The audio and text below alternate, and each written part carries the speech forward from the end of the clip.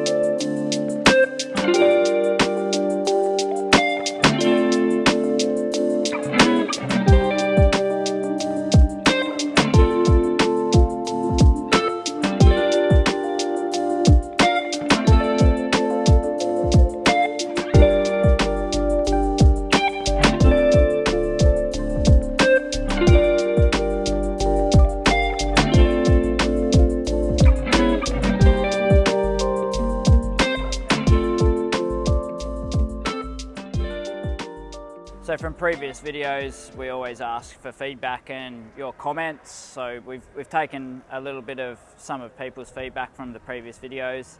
And what we're going to start off with this video is we'll go through a specification sheet of exactly what this van entails, including all of its weights. So we'll put that up on the screen right now and just throw to some dummy shots. Okay, so on the exterior, you'll see that there's a standard specification toolbox. So this is our standard offering here. It also comes with a stone guard up the front. Overall, in terms of weight, it's about 20 kilos lighter than our deluxe toolbox option. But all ECX off-roads come standard with this kit here. It does not include in that 20 kilo difference though the stone guard on the front, which is about 8.8 kilos. So you have to factor that in as a weight. Moving further forward, this van is fitted with the Boss jockey leg, and that is the standard fit on all ECXs. A lot of people also say we never show the operation, so it's a simple case of just winding up your and then winding it down to lower it onto the car. So it's quite easy to use, so it's nothing that's going to be overly strenuous or anything like that, and it's probably a little bit of a faster loading and unhitching time than what the Blackjack would be, but there's just, when I say it, there's a little bit more manual labour that's involved, but it's not quite as severe as what some other systems are from the hydraulic jacking point of view. These customers on this van also asked to move the tap on the A-frame. So traditionally we put it on the right side, but they asked for it on the left side. So we can do little bits and pieces like that.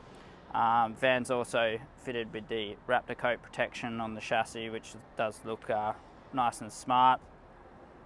Also what these customers have done, like I mentioned at the start of the video, is they kept their weight down by listening to some of the advice that was given in the original brief with what their tow vehicle was, and that was to minimize weight inclusion. So no slides, no slide out kitchen or anything like that. So that all goes to helping keep the weight down. And as you would have seen in the specification sheet that we rolled up just a bit earlier, the tear weight of this van was 2580, and the ball weight was 120 kilos as well. So quite good numbers there for an 18.5 foot caravan.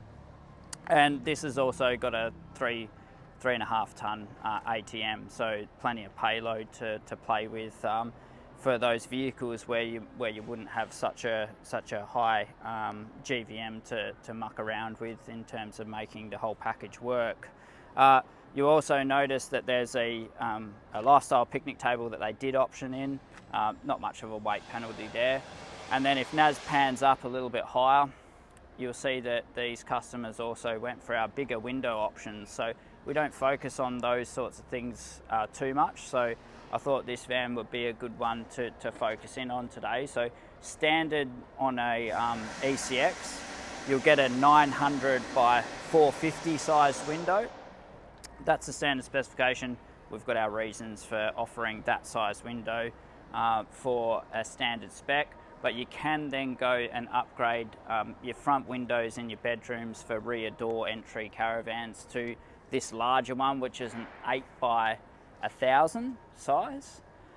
Or you can additionally then do another option, which is our split window, which is two 900 by 450 windows stacked on top of each other.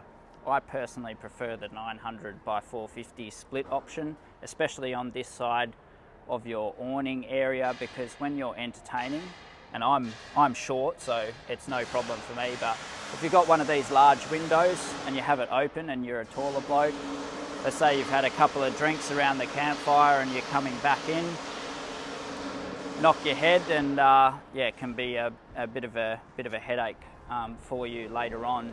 So I recommend at least doing the split window option if you're looking at the two. These customers went for the larger 1000 by 800, which is fine. That's personal preference as always. And then in the kitchen area and the living area, they upgraded and went from the standard 900 by 450s here, and they did an 1100 by 450 sized window in place of that, just a couple of hundred longer on the size of the window there. Moving further along, in terms of suspension, we just fitted the Cruisemaster XTF airbag. So that's rated at a 4-ton rating on this particular chassis. So it's got the ability for an ATM upgrade later on if the customers so choose, if their tow vehicle is appropriate, of course. It's also fitted with ROH's Assault rims in graphite finish. Really popular rim choice, and I think it's one of the better looking rims, especially on our vans. That really brings out and accentuates our tough stance of our caravans. And it's also fitted with the Maxxis Razor ATs, and I think these are a 285 70/17 on this particular van. Moving further around the back now, we've got the Carefree awning, which is a standard specification on all of our ECX and the ECXR models. So Carefree awning comes as standard. A lot of people always ask what's the size of the awning. So it obviously depends on the size of the caravan, of course. Rule of thumb, if we're building a caravan and it's 19 foot, generally you want to take about 4 foot roughly off the size of the van, and that'll be what your awning size is going to be. So on this particular one, it's an 18.5, but it's a 15-foot awning, so that's why I said roughly 4 foot, and that'll get you the rough size of the awning. So if you've got a 20-foot van, it's going to be a 16-foot awning, and vice versa. Any awnings that are smaller than 14 foot are only going to have a 2-meter extension on the awning. Any awnings that are above 14 foot are going to have a 2.4 meter extension on the awning. So that's just a bit of information to take away from that there. Also, if we just track back, Malenko door, really good locking system on this. So this is why we fit the Malenko doors, and it also comes with a nice security mesh as well. Very easy to operate in terms of splitting it up and using it as a fly screen as well. So and it's a really hardy and robust door, so that's why we fit these onto our vehicles. If we roll further back around here, not too much going on this one compared to some of the other recent vans that we've shown you on the channel. Just a reverse camera up the top is all that these customers spec. So like I said, this is more of a caravan that's been spec'd on a base trim, and that's why we can keep the weight where it is on this particular product. 2 160 litre water tanks underneath the van was an upgrade that they did go for, and also just the standard Suburban Nautilus instantaneous hot water system that they've specified on here as well. We've got our Elross water filling system that they've popped in as well. So you've got your mains, front tank, back tank, all pretty simple sort of stuff in terms of filling. And then we've obviously got the full width tunnel boot as well, and then just the water filling valves that are located in there as well. So plenty of storage space there for them as well. And like I said before, the larger windows are spec'd on this side of the van as well, so it's all married up and goes together well.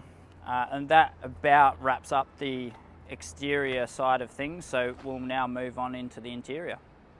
And then yes, because I'm going to get heaps of questions in the comments, we don't have an airbag door at the moment, unfortunately, just waiting on supply to come in. Had to run through and still do the video anyway, so that's why there is no door on that.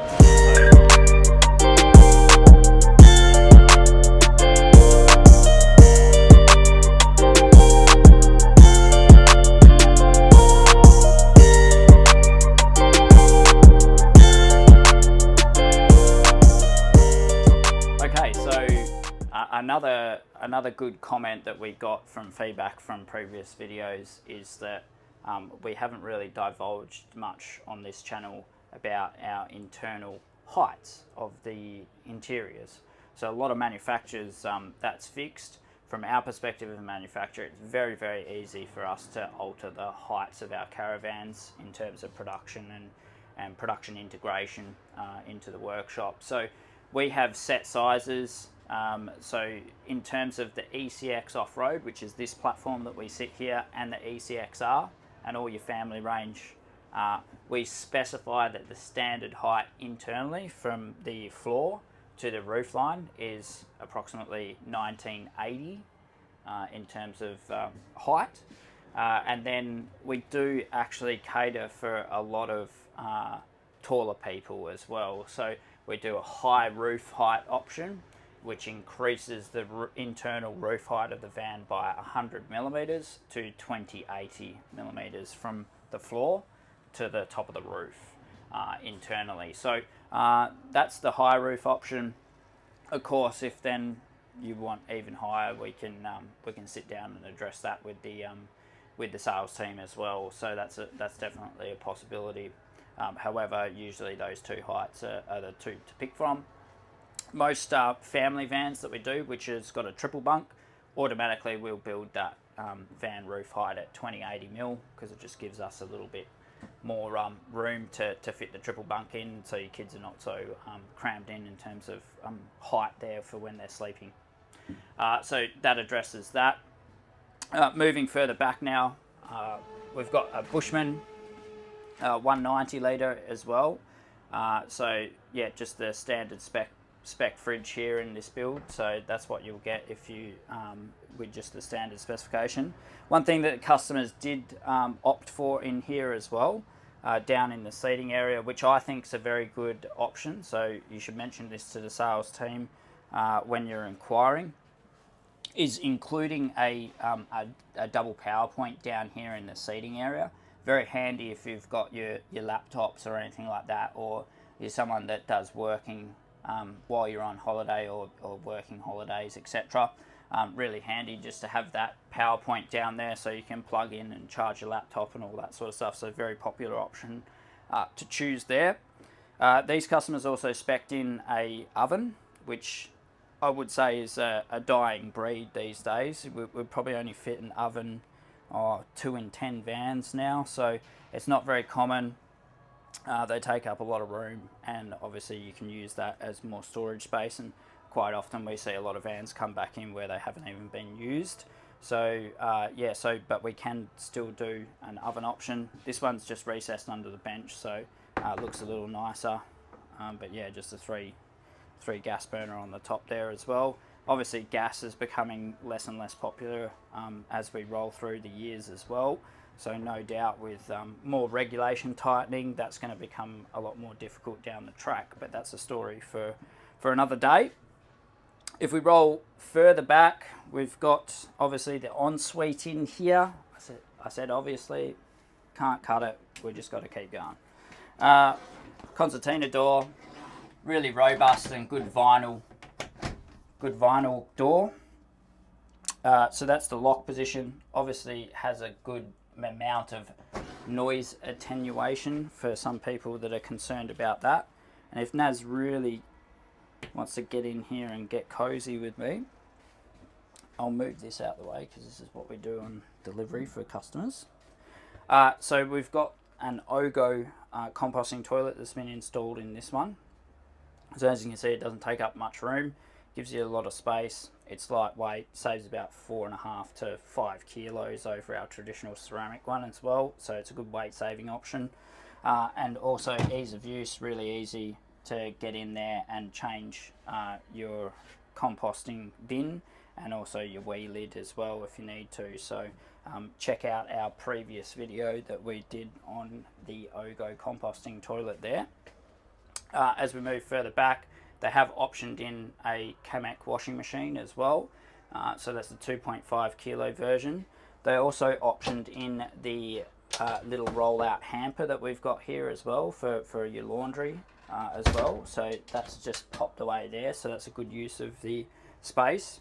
And then same thing, not enough people say that we visit the shower. So we'll get in there and have a bit of a look. So all of our showers are made in-house. We fabricate them ourselves, so they're not like a fiberglass prefabricated shower. We make each shower to suit the size of the van. So same thing there. If you've got flexibility in terms of what you want to see in terms of size, we can cater for that as long as we can fit everything in. In terms of manufacturing, there's certainly a possibility to adjust sizes of shower, which is quite common for us as well.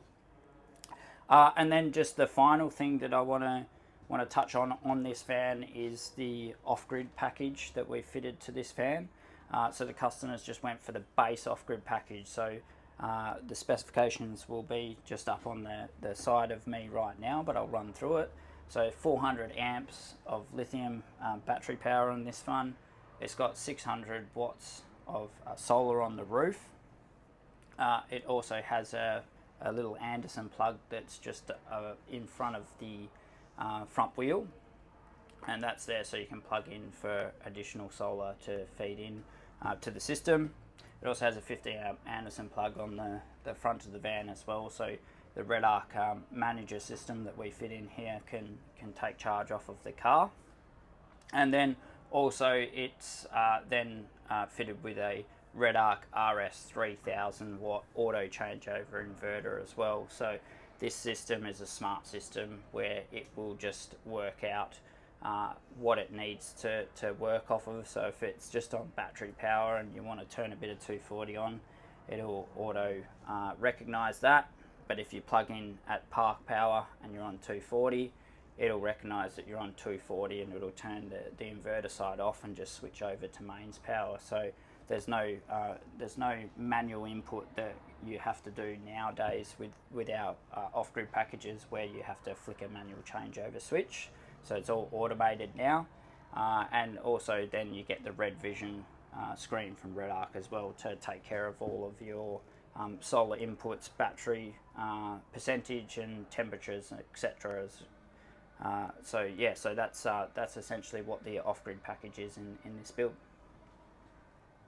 Just another question that we often get, so the LED strip lighting that you see up the front, under the overheads and in the ensuite as well, they are still a standard fitment on the ECX, so they're not an option, so you'll get that as a standard fit on a base ECX off-road. And just to finalise and finish off this video, we will complete the tour in the living space. So this is fitted with an L-shaped lounge. In terms of 18.5s to 20-foot vans, I really like the L-shaped lounge for a couple of reasons. You can fit more people in the seating space as opposed to a cafe dinette. Generally with a cafe dinette you can fit 2 people and that's all you can fit in there, because you've got to contend with a wheel box, etc. You can fit up to 4 people in this one. It would be squeezy, but you could do it if you really needed to. And then you've got more flexibility with your tabletop as well, because we fit an over-mapper table leg, which also then allows you to maneuver the bench top to wherever you want, and then it's easy to take a seat and then maneuver it back into where you want to sit. So it's not at all hard to make adjustments and alter the seating layout to your preference from that perspective. Just above me is the main power box. So we've got the inverter remote. We've also got the main fuse board. With each van, we always outline and give you a readout of what the fuses pertain to what is powered in the van. And we've also recently started offering full electrical schematics that we can additionally sell with the van. So that's really handy if you're going to be going out for a long period of time around Australia, and let's say you hit some electrical gremlins and you've got to go to an auto electrician. That's going to potentially save hours and hours of labour time that the auto electrician is going to have to do to fault find. So that's going to be a really handy opportunity for customers as well. We've got the Top-of-G water tank monitor as well, the water pump switch, antenna booster, and we've got also the Suburban Nautilus toggle switch there for your temperature adjustment. These customers also fitted a radio, which is highly unusual. We don't fit too many radios these days because most people will just take a Bluetooth speaker and just operate off of that, which is what I do recommend. However, we still do a radio option if it's necessary for you as well. That is pretty much a full run through of the video. So we'll now just talk a little bit about pricing and the options that you've seen in the van, so everyone's got a bit of an idea of what the actual costs of this van is. Alright, so pricing for this vehicle as it sits, as we've just viewed into the van, the total build price was, I think, just over $145,370. Don't exactly quote me on that, but that's what I remember from the build spec sheet on this one. So the base build cost is just going to be displayed on the screen just beside me for the ECX off-road range, so you'll be able to work out what model is going to be your base to start with, and then build the options up from there. But as a summary of this video, it's really important to make sure that you limit your options if you are very weight conscious, because it doesn't take long to fit 5 to 10 options in your van, and you've gone and added potentially nearly 100 kilos plus to your build. So, and that's where slides and all that sort of stuff can really get away from you, which doesn't seem much on face value, but it can really add up real quick. So just keep that in mind. But yeah, that was the rundown of this video, and we hope you enjoyed the information that we've given in this rundown. Thanks, guys.